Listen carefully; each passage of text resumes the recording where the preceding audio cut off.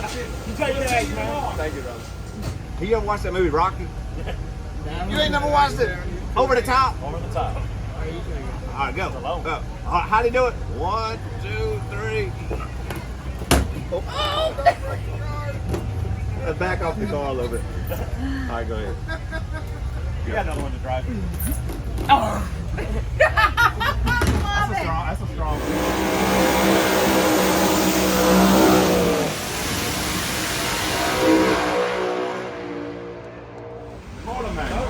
Motor man. I got a bad motor man. Motor man. Men, motor men? All right, so I got motor men. I ain't never had motor men. Thank you, man. Thank you. Motor men. Motor men. Thank you. Is when it's smoother. I mean, that's it. At least Virginia don't have to race away. Oh. I think that's right. No, you went first round. You're in. Yeah, you all right. We gotta go. We gotta win 2 rounds tomorrow. I mean, I want to win 5 rounds tomorrow, Yeah, but to get to grade A. 2 wins tomorrow. We get the grade A. That's my next. Our next. Two more more rounds, rounds, or you just have the two total? opportunity to be in grade A. So 3 rounds to get in. Yeah, we win 2 You're in tomorrow. You're in. You're to the top 10.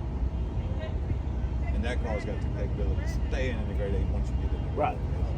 And if you get to grade 8 early, you can run away with points. And then we have to test and get a good tune-up off the trailer Friday night. The way they're doing the track this year, like not scraping it, it's going to change a lot. But Grade A. in grade A, You get you 20. get one test run, but the test run is when the track sucks. You're the first ones to go on Friday night, and it's Don't not dump shit. representative of what you're going to run on when you run the first round.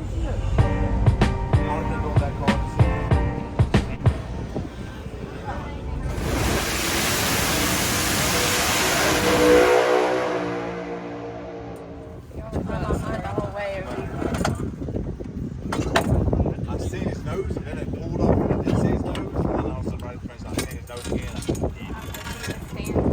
You had more mile an hour than I did. It went like I seen you creeping out my peripheral. I was shooting back up.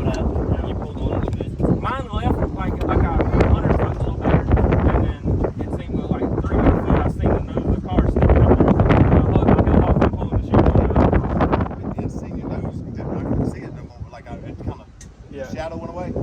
Then about 600, I seen the nose back. Hey everyone, we were just unpacking from our weekend at National Trails Dragway in Ohio. Thought we'd give everyone an update and a recap from the weekend and let you know how we thought it went. One of the main questions we got is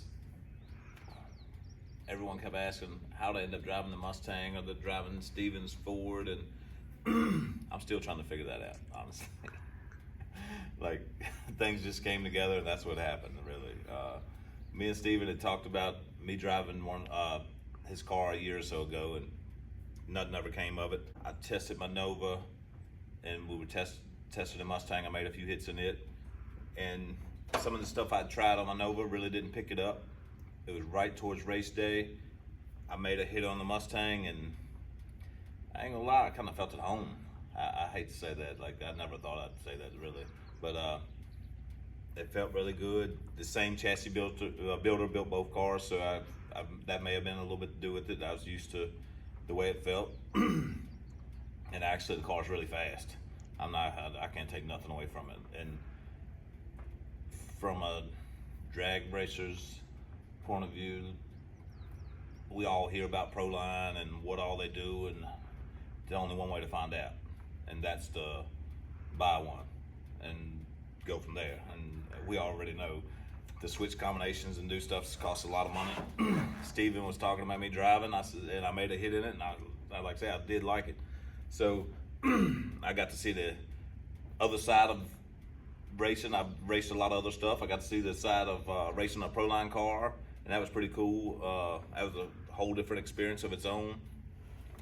And we had talked about splitting cost and racing one car and trying to run for a championship this year. A lot went into it, and I'm not going to go in details on too much stuff, but at the end of the day, my racing is a hobby. I do it for the fun. We don't have sponsors. Steven, as far as I know, doesn't have sponsors, so splitting the cost is a big deal. every person that comes over. Well, I will say I do have some sponsors. I better go back. So every person that comes over and buys a T-shirt, a hat, that's the sponsors. I mean, $20 at a time. I mean, that is, you would not believe how that does help in drag racing. It helps all the racers. So when you see these racers sitting up selling stuff, I mean, you truly are our sponsors, and most of them sponsors at that track. So I'm so proud to have so many fans come by and talk to us and hang out. That's a whole different thing of its own. We're so appreciative of it. The online sales, I mean, people don't see a lot of that, but it's a lot that goes on behind the scenes that makes it all work. And when you're talking the caliber of cars we're racing against now, and the type of racing we're doing, it costs a lot. I mean, a whole lot. And I'm not mad at money. I'm not trying to throw it away. So it just made sense to drive that car. And like I say, it was fun. It was really fun. So at the end of the day, that's what it's about. It's having fun, drag racing, meeting people, traveling the country. I mean, to have that opportunity is just unbelievable. You want to recap the weekend a little bit? You know, you were 2 days into driving the car, and then Friday night you... 2 passes. Yeah, two 2 passes. Okay, so 2 passes into driving the car.